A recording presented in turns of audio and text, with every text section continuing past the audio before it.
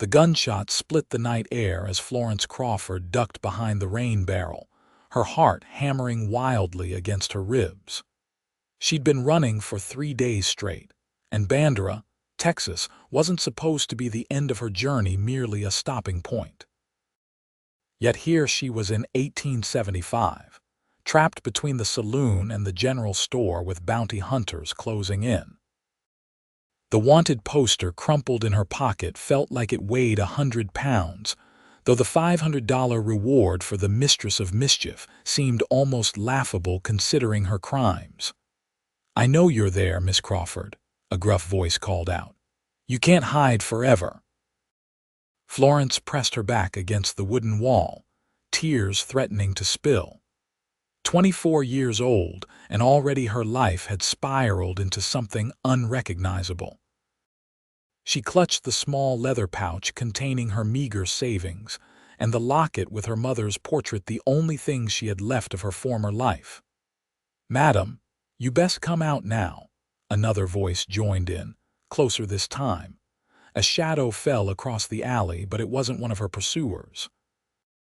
A tall figure on horseback appeared at the entrance, silhouetted against the dim light from the main street. Without hesitation, the rider extended a hand. "Get on," he said simply, his voice low and commanding. Florence hesitated only a second before making her decision. Death or capture waited if she stayed, and this stranger offered her only chance. She grabbed his hand and felt herself hoisted effortlessly onto the horse behind him. "Hold tight," he instructed as he spurred his horse forward, away from the voices now shouting in alarm.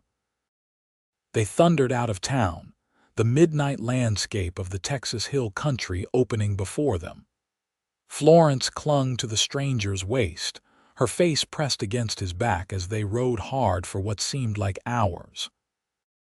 Only when they reached a small creek did the rider slow to a trot and finally stop.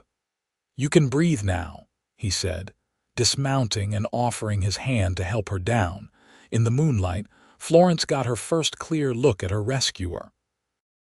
He stood well over 6 feet, with broad shoulders and a lean frame. His face was partially obscured by several days' worth of stubble, but she could make out striking blue eyes under the brim of his hat. He wore simple trail clothes, dusty denim, a worn cotton shirt, and a leather vest with a gun belt slung low on his hips. "Owen Eastwood," he said simply, tipping his hat. "Most folks call me Owen." "Florence Crawford," she replied automatically, then winced. "Though I suspect you already knew that if you're from Bandera." A hint of a smile crossed his face. "I know when a lady's in trouble. Didn't need to know your name for that. Those men, they're bounty hunters. I figured as much." Owen knelt by the creek, filling a canteen. "Care to tell me what you're running from?" Florence hesitated. "Would you believe me if I said I was innocent?" Owen handed her the canteen. "Wouldn't be the first time someone's been wrongfully accused in these parts." She took a long drink. "It's a complicated story. Most worth telling are." He began gathering wood for a small fire. "We're far enough away to risk a little warmth. Those hunters won't track in the dark." As Owen built a small, carefully shielded fire, Florence studied him.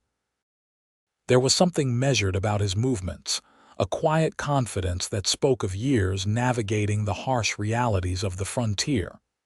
"You're not from around here either," she observed. "Montana originally. Been drifting south the past few years."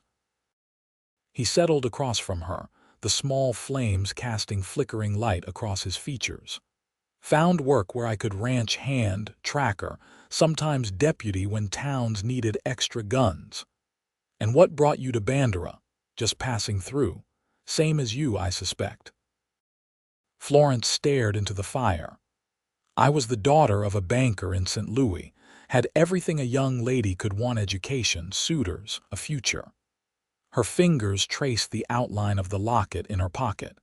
"Then my father got involved with some unsavory investors. When things went wrong, they made him disappear." Owen's expression remained steady, but his eyes sharpened with interest. "They tried to force me to marry one of them to settle the debt," they said. "When I refused, they framed me for theft." She laughed bitterly. "I supposedly stole from the very bank my father built. The irony would be amusing if it hadn't cost me everything." "So you ran?" "I ran," she confirmed. "But everywhere I go, they find me. Those men back in town weren't lawmen, they work for Harrington, my father's former partner." Owen poked at the fire thoughtfully. "Seems to me Harrington wants more than just justice for some alleged theft." "He wants what he couldn't have," Florence said quietly. "Me." They fell silent for a moment, the crackling of the fire and the chorus of night insects the only sounds in the darkness. "Why help me?" she finally asked. "You don't know me. I could be exactly what they claim, a thief, a troublemaker." Owen lifted his gaze to meet hers. "I've lived long enough to recognize the difference between someone running from justice and someone running for their life." He stood up, stretching. "Get some rest. We'll move at first light.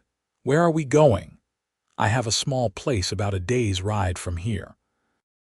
"Not much, but it's hidden enough that you can lay low while we figure out your next move." Florence questioned.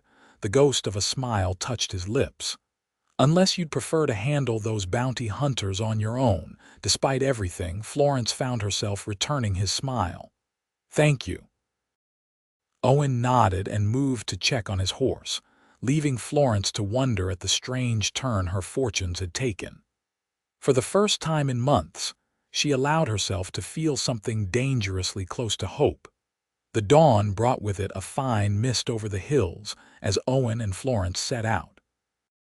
They traveled carefully, avoiding main trails and keeping to the rougher country where trackers would have more difficulty following. Owen proved to be a man of few words, but was attentive to Florence's comfort, stopping when necessary and sharing his provisions without complaint. By mid-afternoon, the landscape had grown wilder, with limestone outcroppings and cedar-covered slopes that provided natural protection from prying eyes. Florence had never ventured this far into the hill country before, and found herself captivated by its rugged beauty, despite her circumstances. "It's different from what I imagined," she admitted as they paused on a ridge overlooking a valley thick with live oaks. "I always thought Texas would be flat and barren." "Common mistake," Owen replied, a hint of pride in his voice. "These hills have been home to people seeking refuge for centuries. Apache, Comanche, Mexican settlers, and now folks like me who prefer distance from civilization." "And what are you refuging from, Mr. Eastwood?" Florence asked, immediately regretting her boldness. To her surprise, Owen didn't seem offended. "Same as most, I suppose. Expectations. The war changed things, changed me. Came back to find the world I knew had moved on without me." He adjusted his hat against the afternoon sun. "Found it easier to make my own way out here than try to fit back into a life that didn't exist anymore." Florence nodded, understanding more than she could express. "Sometimes I wonder if I'll ever stop running. Not all who wander are lost, Miss Crawford. Please call me Florence." Owen inclined his head. "Florence, then." They continued riding until the sun began its descent behind the western hills. Just as Florence was beginning to wonder how much further they had to go, they crested a hill to reveal a small valley tucked between protective ridges. A modest cabin stood near a spring-fed creek, with a corral and small barn nearby. The setting was so perfectly concealed that one could ride within 100 yards and miss it entirely. "It's not much," Owen said as they approached, "but it's peaceful." "It's wonderful," Florence breathed, taking in the simple beauty of the homestead. Owen helped her dismount before tending to his horse. The cabin, though small, was sturdily built of local limestone and cedar. Inside, Florence found it surprisingly comfortable, a single room with a stone fireplace, a bed in one corner, a table with 2 chairs, and shelves containing books, supplies, and a few personal items. "You can take the bed," Owen said from the doorway. "I'll sleep in the barn." "That hardly seems fair," Florence protested.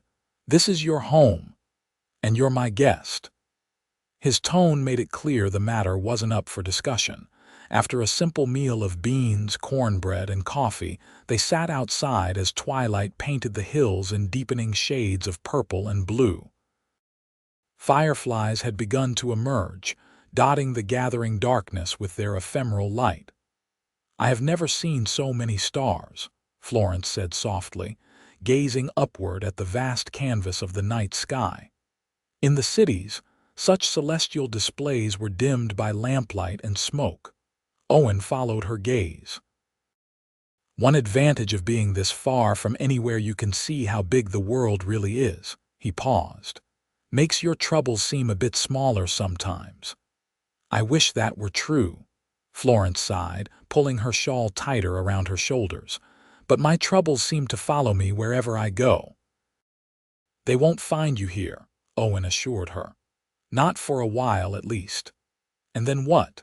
I continue running until they catch me or until I'm too exhausted to run anymore." The desperation in her voice surprised even her. "I can never have a normal life," she cried, tears finally breaking free after being held back for so long. Owen regarded her steadily, his expression softening. "Normal is overrated." Florence blinked at him through her tears. "What? Normal?" he repeated. "Everyone's so concerned with having a normal life. Getting married to the right person, having the right house, the right standing in society."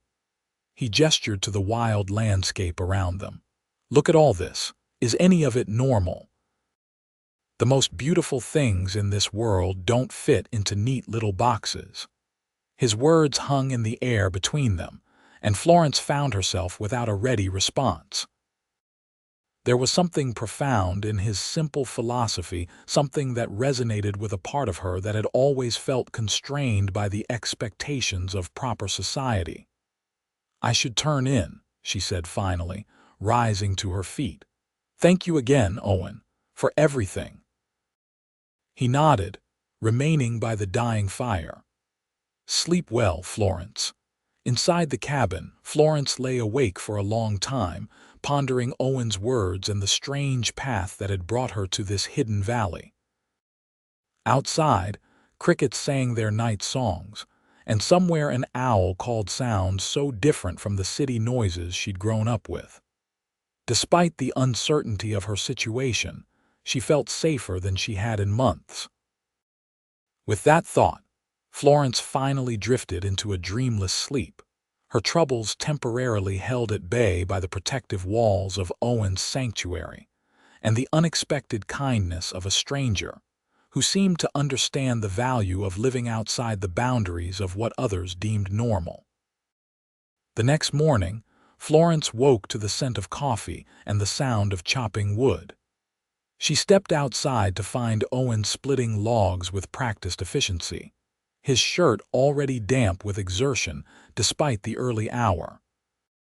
"Good morning," she called, approaching with a cup of coffee she'd poured from the pot on the outdoor fire.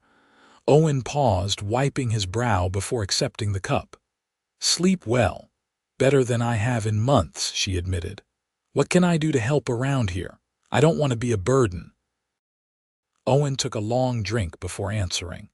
"You're welcome to do whatever makes you comfortable. Garden could use some tending if you're inclined." Florence smiled.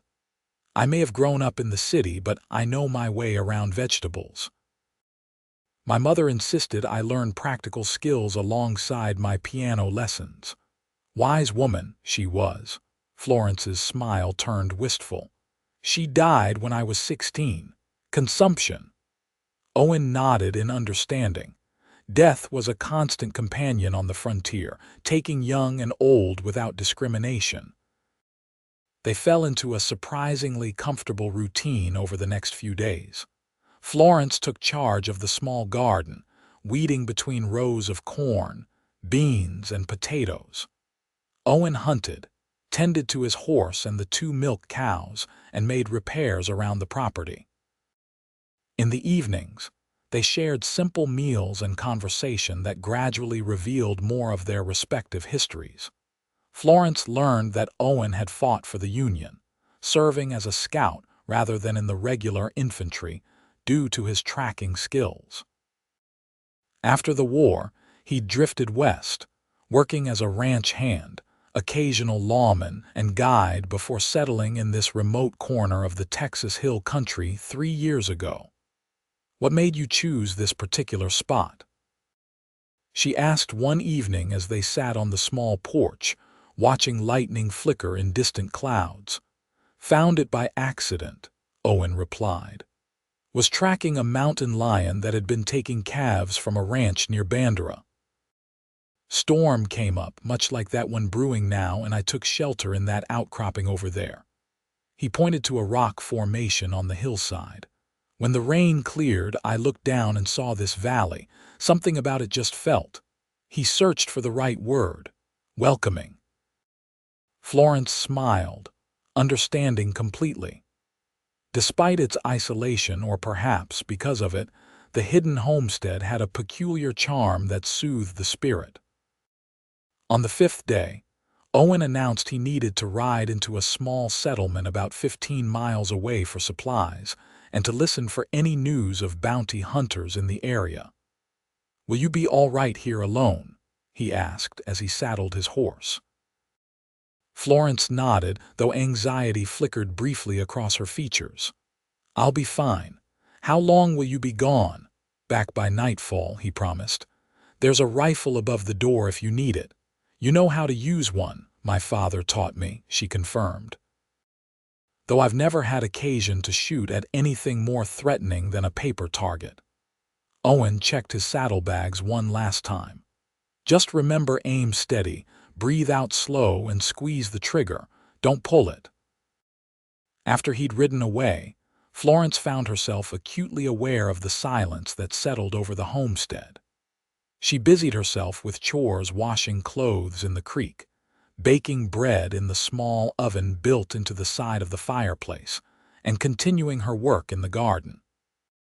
Yet she couldn't help glancing up at every unfamiliar sound, her nerves strung tight with the awareness of her vulnerability. By late afternoon, dark clouds had gathered over the hills, promising a substantial storm. Florence hurried to bring in the laundry and secure anything that might blow away in strong winds. As she was closing the chicken coop, a sound froze her in place: hoofbeats, approaching from the east, not the south where Owen had departed. Her heart pounding, Florence slipped into the cabin and retrieved the rifle. She checked that it was loaded, just as her father had taught her years ago, then positioned herself by the window with a clear view of the approach to the cabin. Through the gathering gloom, she made out 2 riders making their way carefully down the hillside trail. They weren't moving like men who knew where they were going. These were searchers, scanning the landscape methodically. When they drew closer, Florence's blood ran cold. Even in the dim light, she recognized one of them, Harrington's personal bodyguard, a brutal man named Silas who had threatened her the night she fled. Sent Louis. Florence's mind raced. They couldn't possibly have tracked her here by chance. Someone in Bandera must have talked, perhaps noting the direction Owen had ridden with an unknown woman. She silently prayed that Owen would delay his return until these men had gone. The riders approached the cabin cautiously, and Florence shrank back from the window, keeping the rifle ready. She heard them dismount, followed by the creak of the porch steps. "Looks fresh, lived in," one voice said. "Someone's been here recently." "Check the barn," Silas ordered. "I'll take the cabin." Florence's options narrowed to a terrifying point. She could try to hide, but the cabin was too small to offer any effective concealment.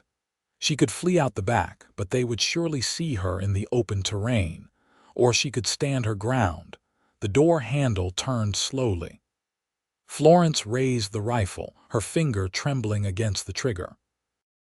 The door swung open, and Silas stood framed in the doorway, momentarily backlit by the darkening sky.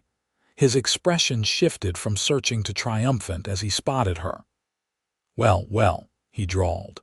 "Miss Crawford, Mr. Harrington will be mighty pleased I found you." "Take one step closer and I'll shoot," Florence warned, her voice steadier than she felt. Silas chuckled. "You won't. You're not a killer, Miss Crawford. Besides, that rifle's probably not even the thunderous crack of a gunshot cut him off, not from Florence's rifle, but from somewhere outside." Silas spun around just as his companion cried out and fell from the porch. A second shot followed, and Silas clutched his shoulder, blood blossoming through his shirt. "Drop the gun," Owen's voice commanded from the gathering darkness. He materialized at the edge of the clearing, his revolver aimed steadily at Silas. "Next one goes through your heart." Silas hesitated, his hand inching toward his holster. "I wouldn't," Owen advised calmly. "Miss Crawford has you covered too, and even if she's never shot a man before at this range, she can't miss." Defeated, Silas slowly raised his hands. Owen approached carefully, relieved Silas of his weapons, and bound his hands with a length of rope. "Are you hurt?" Owen asked Florence, his eyes never leaving Silas. She shook her head, lowering the rifle. "How did you know?" "Saw their tracks crossing mine about 5 miles out," Owen explained. "Recognized them as the same men from Bandera. Figured they might be headed this way." He secured Silas to a porch post as fat raindrops began to fall. "We need to talk to our guest here." The interrogation, conducted as the storm broke over the valley, revealed what Florence had feared.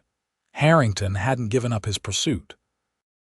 In fact, her continued evasion had only increased his determination to find her dead or alive. "He's offering $1,000 now," Silas admitted sullenly as rain lashed the cabin windows. "Double what's on the posters." "And he sent just the two of you?" Owen asked skeptically. Silas glared. "We're the scouts. The rest are a day behind, searching a grid pattern through the hill country. 8 men, including Harrington himself." Florence paled. "He's coming himself. Said he wants to look you in the eye when he finds you." Silas's grim smile suggested he knew exactly what that meant. Owen and Florence exchanged a glance. The situation had suddenly become much more dangerous. "What happens now?" she asked when Owen had secured Silas in the barn for the night, his wounded companion bandaged but unconscious. Owen stood by the fireplace, his expression grave as he stared into the flames. "You can't stay here. If these two don't report back, the others will follow their trail right to us." "Where can I go?" Florence's voice caught. "If he's willing to bring that many men this far." "He won't stop," Owen finished her thought. "Men like Harrington don't accept defeat." "I've brought this danger to your doorstep," she said miserably. "I'm sorry." Owen turned to her. "You have nothing to apologize for." He was silent for a moment, seemingly wrestling with a decision. "There's another option, but you may not like it.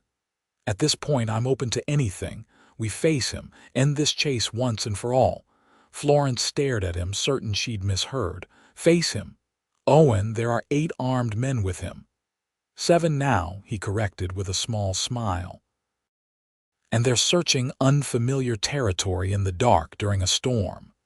"Even so, how could we possibly?" Owen sat at the table, gesturing for her to join him. "In the war, I learned that superior numbers don't matter much if you choose the right battlefield and the right moment." He began to outline a plan so audacious that Florence could hardly believe he was serious. Yet as the night deepened and the storm raged outside, the impossibility of their situation made his proposal seem increasingly like their only option. By dawn, as the rain finally subsided, they had agreed on a desperate gambit that would either end their troubles or end their lives. "Are you sure about this?" Florence asked as they prepared to leave the cabin. "You could just walk away. This isn't your fight." Owen secured his gun belt, checking each bullet before sliding it into place. "Maybe not originally," he conceded, "but I've never been good at walking away from something that matters."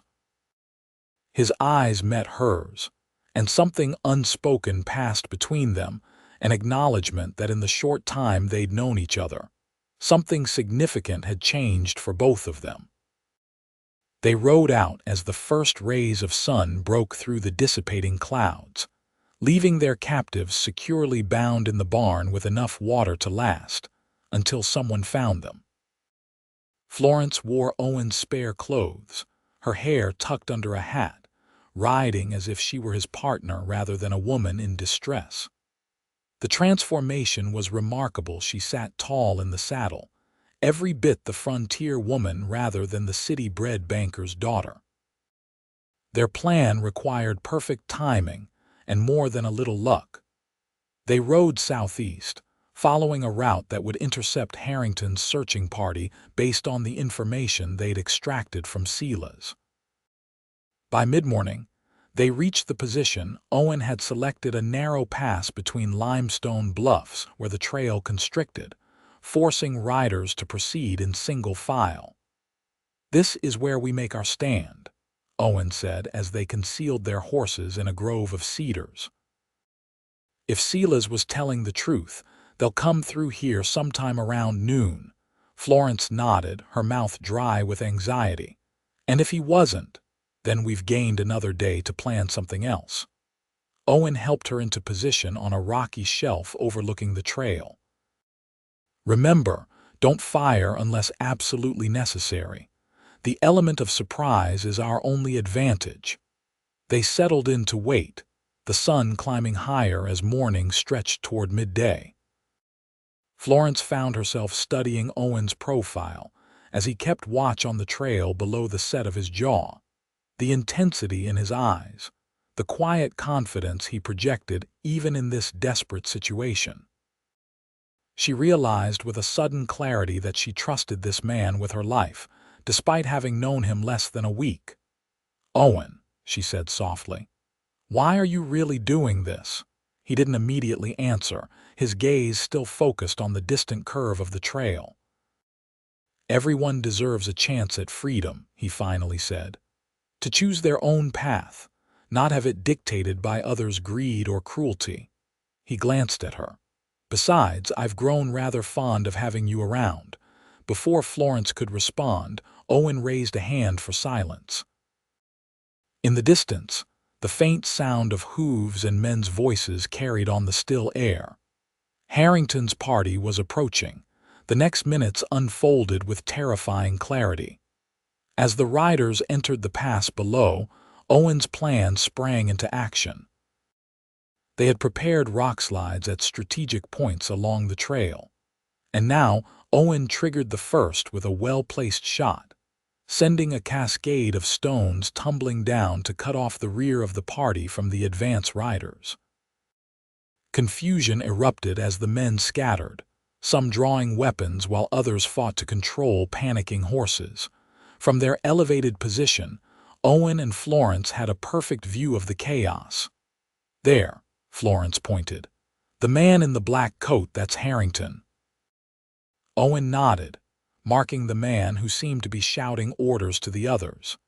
He was a corpulent figure, obviously unaccustomed to the rigors of frontier travel, but the revolver in his hand suggested he was still dangerous.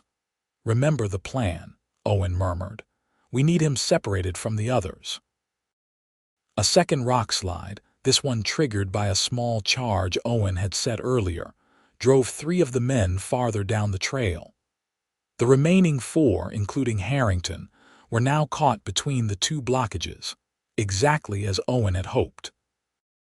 What happened next unfolded with the nightmarish inevitability of an avalanche. One of Harrington's men spotted movement on the bluff and opened fire. Owen pulled Florence down just as bullets chipped stone inches from where they'd been crouching. "Time for phase 2, Owen said grimly. He fired twice in rapid succession. hitting one man in the leg and causing another to dive for cover. Florence, despite her fear, found herself admirably calm as she followed Owen along their prepared escape route, a narrow game trail that led down to the pass, but remained hidden from view from below. They moved quickly, using the confusion of the gunfire to mask their approach. When they reached the floor of the pass, they were positioned behind Harrington and his remaining men, who were still firing uselessly at their previous location on the bluff. "Harrington," Owen called out, his voice echoing off the stone walls. The men whirled, caught completely off guard by the voice from behind. Owen stood in the center of the trail, his revolver pointed steadily at Harrington's chest. Florence flanked him, rifle raised. "Who the devil are you?" Harrington demanded, his florid face contorted with rage. "The man who's ending your hunt," Owen replied evenly. "Drop your weapons, all of you." One of the men, a professional gunman by his stance, made a fatal calculation. His hand flashed toward his holster. Owen's reaction was instantaneous, a single shot that sent the man crumpling to the ground. "Anyone else feeling lucky?" Owen asked quietly. The remaining man beside Harrington carefully placed his gun on the ground. Harrington himself, however, kept his revolver pointed at Owen. "You have no idea who you're dealing with," Harrington snarled. "Do you know how many lawmen I have on my payroll, how many judges? You're a dead man walking." "I don't think so," Florence said, stepping forward and removing her hat, letting her auburn hair fall free. "It's over, Harrington." Recognition and then fury crossed Harrington's features. "You little fool, you think this changes anything? You think your cowboy hero can protect you forever?" "She doesn't need protection," Owen said. "But she does deserve justice. For her father, for herself." Harrington's laugh was ugly. "Justice in this wilderness. There's only power and those who wield it."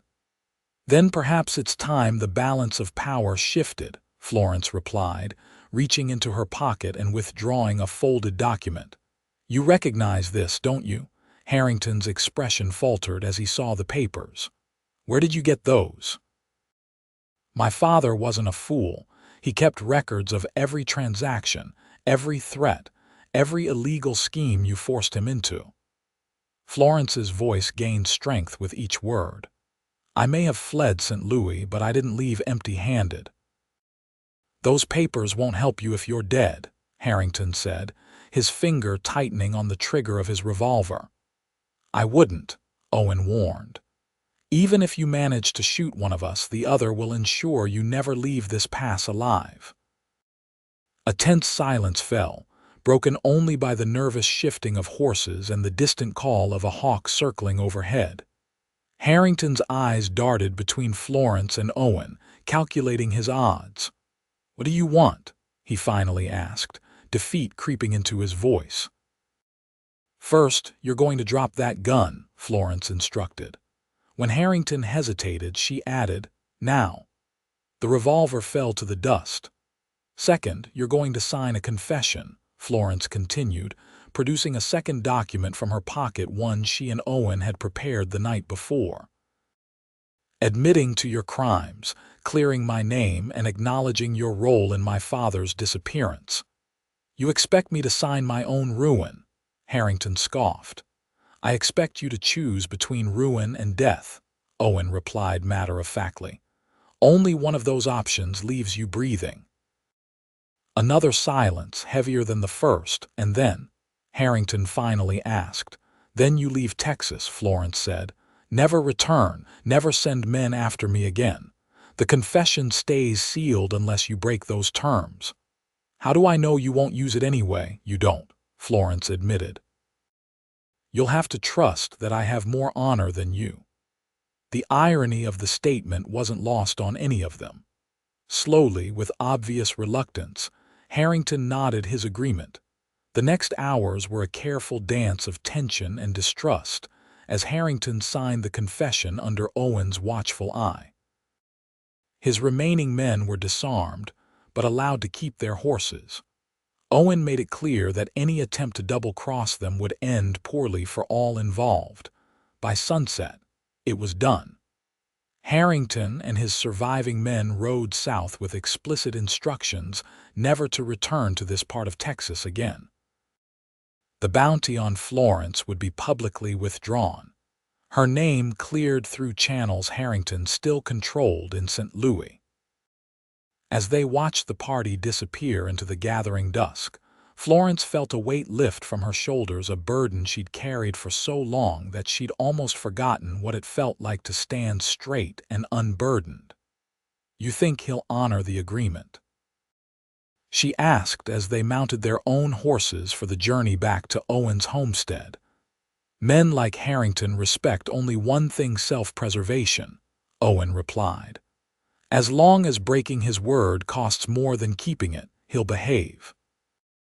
They rode in companionable silence for a time, the events of the day settling around them like dust after a stampede. "What will you do now?" Owen finally asked. "You're free to return to St. Louis if you wish. Reclaim your life there." Florence considered this as they crested a rise that gave them a view of the star-scattered sky emerging above the hills. "I'm not sure that life exists anymore," she said thoughtfully. "Or if I even wanted to. No," she shook her head. "The Florence Crawford who belonged in St. Louis society feels like a different person now, like someone I used to know." She glanced at Owen, a small smile playing at her lips. "Besides, I've grown rather fond of this wild, unnormal life." The corner of Owen's mouth twitched upward. "Have you now?" "I have," she confirmed.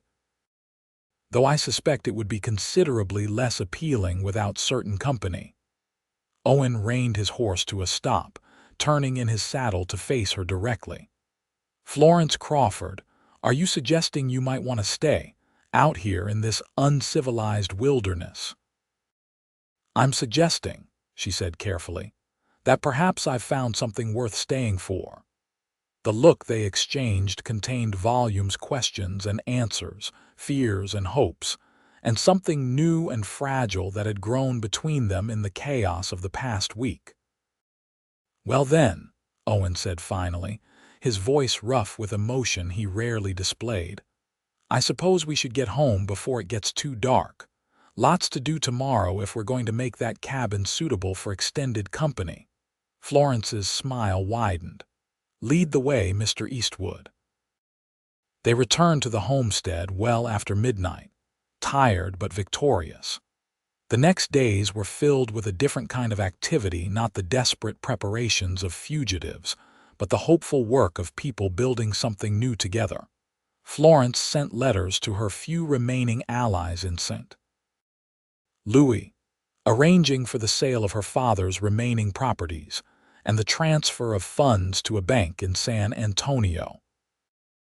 Owen expanded the garden, began construction on an addition to the cabin, and introduced Florence to neighbors who lived scattered across the surrounding hills: hardy, independent families who valued privacy, but welcomed a newcomer without too many questions about her past.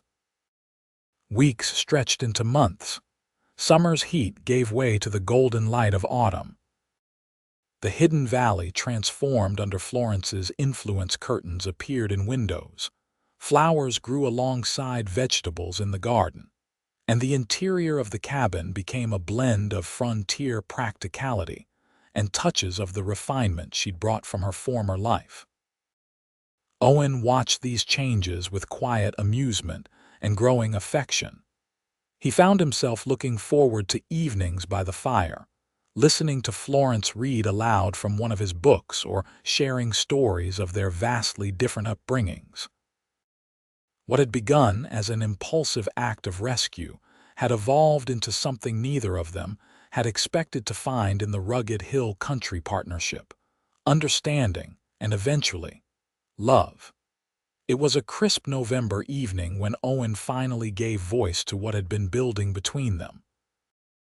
They sat on the porch, wrapped in blankets against the autumn chill, watching the sunset paint the hills in shades of amber and gold. "I've been thinking," he began, uncharacteristically hesitant. "A dangerous pastime," Florence teased, though her expression was attentive. "This place, it was just somewhere to exist before, somewhere to be left alone." Owen gazed out at the valley that had changed so much in recent months. "Now it feels like more, like home," Florence suggested softly. "Yes." He turned to her, his customary reserve giving way to an openness that made her breath catch. "Because of you." Florence's eyes glistened in the fading light. "Owen, I'm not a man of fancy words," he continued. "Never saw much use for them before. But I find myself wishing I had some now to tell you properly what you've come to mean to me." "I think you're doing just fine," she whispered. Owen reached into his pocket, withdrawing something small that he held carefully in his palm. "I rode to San Antonio last week, not just for supplies." Florence's eyes widened as he opened his hand to reveal a simple gold band with a small pearl set in its center. "It's not what you might have had in St. Louis," he said apologetically.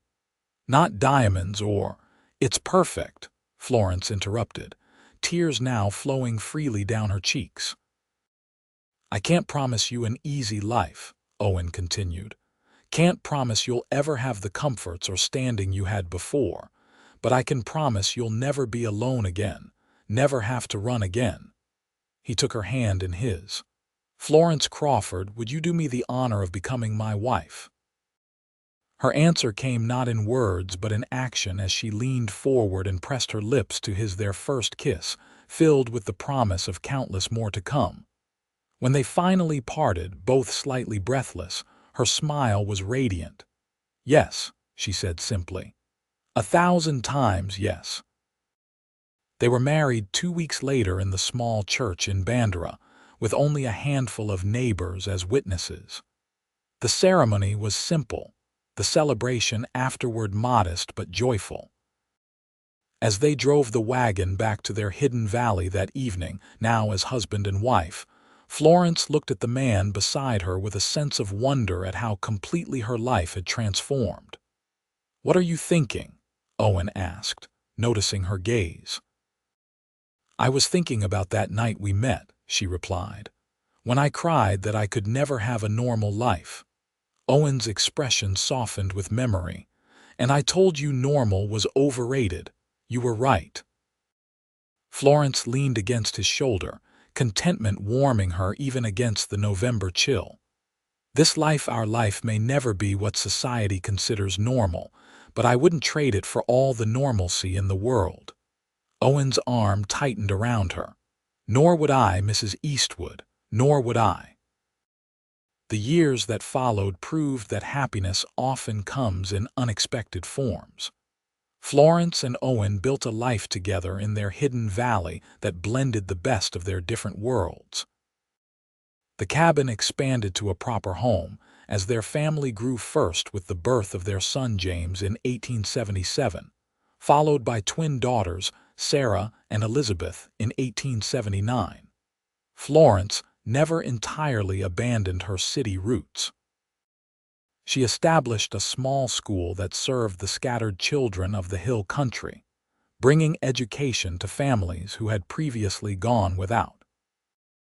Owen's reputation as a fair and honorable man spread throughout the region, and he occasionally served as a guide for travelers or assisted the Bandera sheriff when situations required his tracking skills. They faced hardships, as all frontier families did, drought years that tested their resilience, illness that brought fear into their otherwise happy home, occasional encounters with men from both their pasts that required courage and wits to navigate. Yet through it all, they faced each challenge together, their bond only strengthening with each obstacle overcome. On their 10th anniversary, Owen surprised Florence with a proper piano, a logistical miracle that had required coordination with merchants from San Antonio, and a team of determined men to transport the instrument over the rugged terrain to their home. "How on earth did you manage this?" Florence gasped when the piano was finally positioned in their front room. Owen shrugged, pleased by her reaction. Called in some favors. Figured after 10 years of putting up with me, you deserved something from your old life. Florence ran her fingers reverently over the keys before turning back to him with tears in her eyes. My old life gave me nothing as precious as what I've found here with you. That evening, after the children were asleep, the hidden valley resonated with music for the first time as Florence played melodies she'd carried in her memory for a decade. Owen sat beside her on the bench, entranced not just by the music, but by the joy it brought to the woman he loved, a woman who had fled in desperation and found strength she never knew she possessed, who had transformed a solitary existence into a home filled with love and purpose. As the final notes faded into the night, Florence leaned her head against Owen's shoulder. "Thank you," she whispered. "For the piano?" he asked, kissing the top of her head. "For everything," she clarified. "For saving me that night in Bandera. For showing me that life outside the bounds of what's expected could be so much richer than I ever imagined." Owen turned her face up to his, the love of a decade reflected in his eyes. "You saved me too, you know. I just didn't realize I needed saving until you arrived."